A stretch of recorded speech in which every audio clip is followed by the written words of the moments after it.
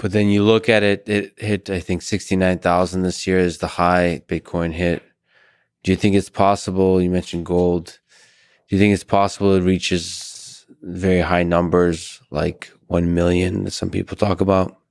I don't think that's possible because the way I look at it is there's a certain amount of um, it, and there's a certain amount of gold. I'll use gold as a benchmark.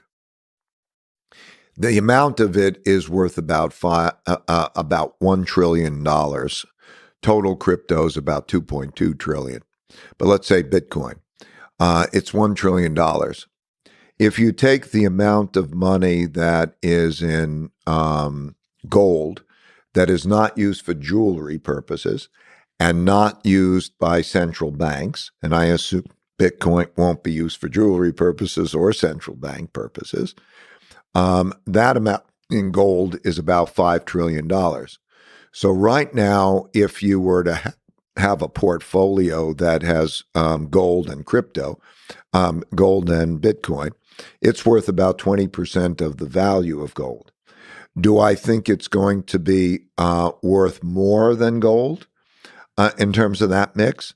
I don't think it'll be worth more than gold, but let's say it became worth as much as gold. I don't believe it will be. I think that 20% sounds kind of about right. I really don't know what the right answer is.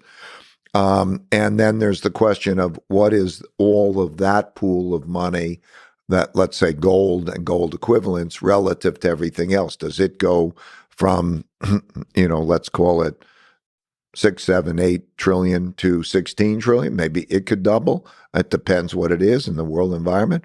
But basically, if you use gold as a measure, it just makes no sense that it's going to be used that much more.